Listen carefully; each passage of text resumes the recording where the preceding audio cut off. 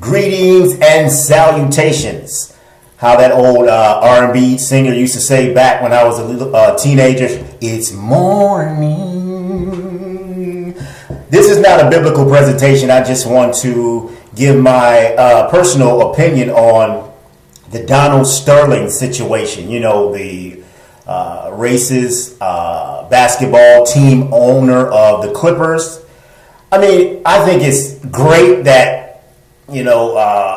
African American cultures and all minorities, for that matter, has won a little victory far as racism goes. And and I know you got your, excuse pardon my French, your house Negroes that's gonna jump on the bandwagon and say, "Oh, they shouldn't be attacking him for doing this or that." But everybody has a right to their own opinion.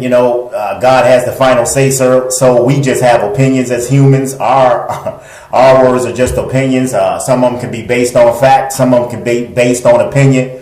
But the situation with the Donald Sterling situation I'm really not. I mean, I'm glad that this small victory was won, but despite the other cases that were pending, like the Trayvon Martin situation where the guy got off and injustice was done and the African American culture and minorities stood up, and even some Caucasian folks stood up.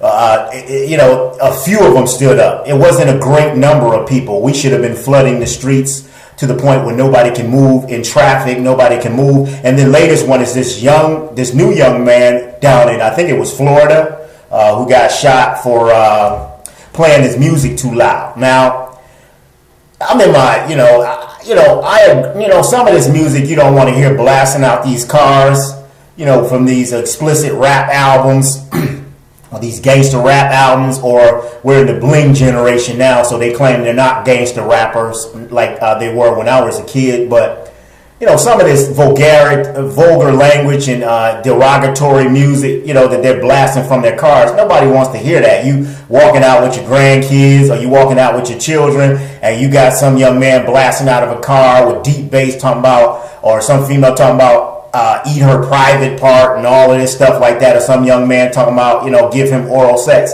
Nobody really wants to hear all of that and expose their children to that at a young age. If you're grown, you can play the type of music you want to. I'm not forcing you to listen to Christian rap, gospel R&B, or even contemporary rock and roll, or contemporary music, or traditional gospel. My thing is that if you're grown, you can play what you want to play in the privacy of your own home. Don't try to force, like you say, we shouldn't force the gospel down your throat. Don't try to force your sin down our throat. Now, we got that small victory concerning Donald Sterling, but, just a little disappointed as far as, when it was about basketball. It's like, when our culture found out it was basketball, we jumped out in numbers to support the decision to bring quick judgment on this Donald Sterling. Yes, he deserved judgment, but, we should have been like that on the Trayvon Martin situation and the young man who got shot for playing his music too loud. And also this young lady down in Florida whose